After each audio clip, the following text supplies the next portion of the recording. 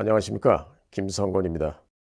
왜 수많은 현자들이 고전을 읽으라고 강조할까요?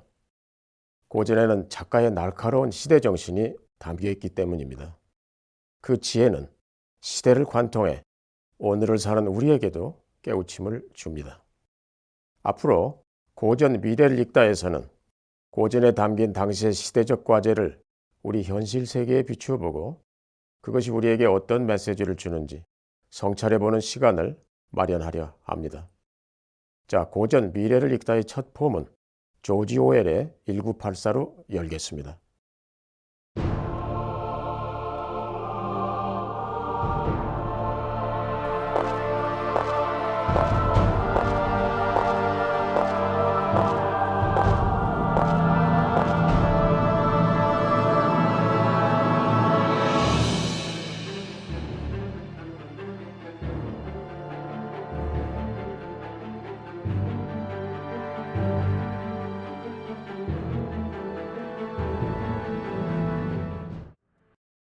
1984는 영국 작가 조지 오웰이 1949년에 출간한 디스토피아 미래 소설입니다.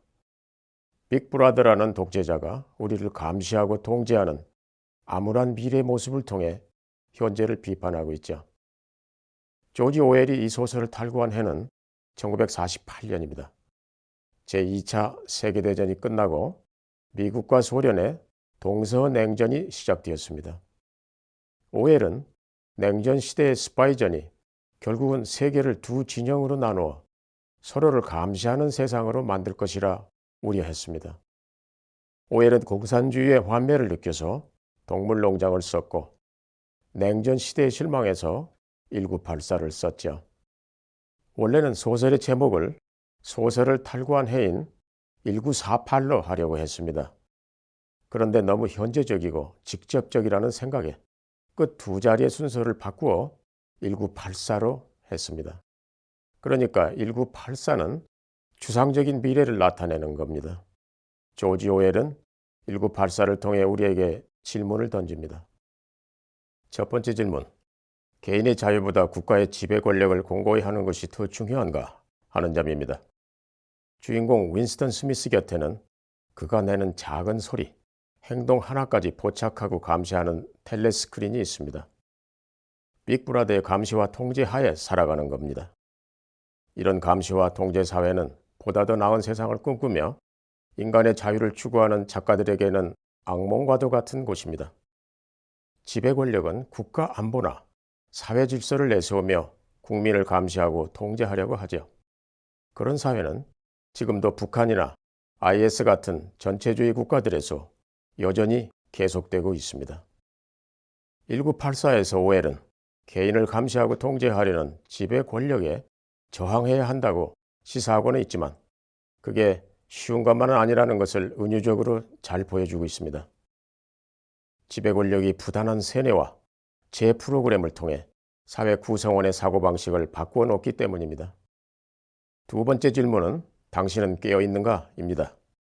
윈스턴은 오세아니아 정부 부처에서 일하는 공무원입니다. 정부는 4개 부서로 되어 있는데 이름과는 정반대의 일을 하고 있습니다.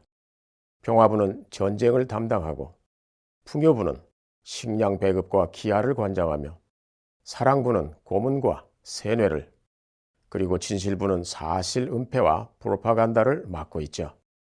윈스턴은 그 중에서도 진실부에서 일하는데요.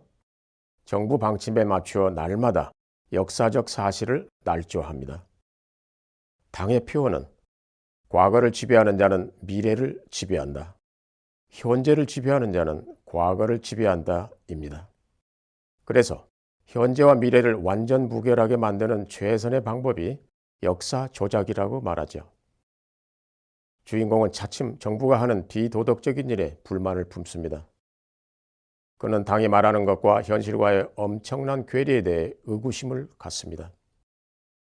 그의 소심한 저항은 금지된 일기 쓰기를 몰래 시도하는 것에서부터 시작됩니다. 일기를 쓰는 것은 물론 불법입니다.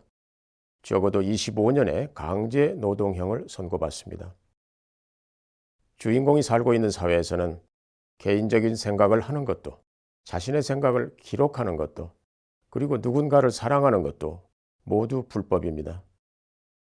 그런데 막상 일기를 쓰려고 보니 글이 잘 써지지 않습니다.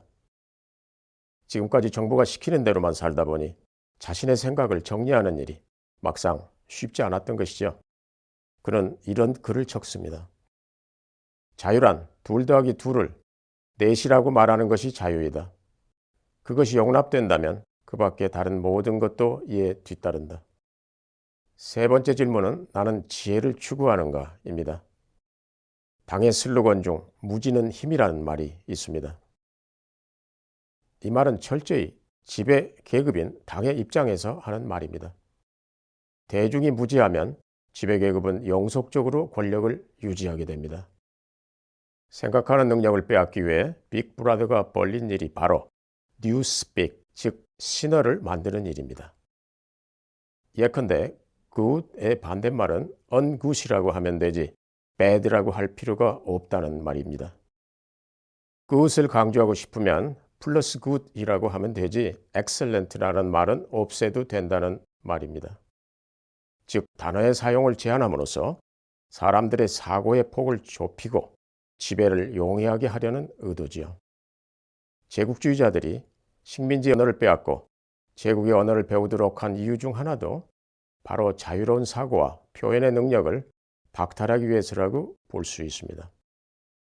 1984의 주제는 우리를 감시하고 통제하는 사회, 그래서 그 누구도 믿을 수 없는 불신 사회에서 살고 있는 인간 삶에 대한 성찰입니다. 조지 오웰이 보여준 암울한 디스토피아 사회, 감시와 통제 사회는 21세기인 지금도 여전히 현재 진행형입니다. 이는 문제점을 인식하고 성찰하는 지식인, 지혜롭게 사고하고 행동하는 우리들의 몫이 아닐까요? 1984는 암울하게 끝나지만 우리는 밝은 미래를 만들어 나가야 할 것입니다.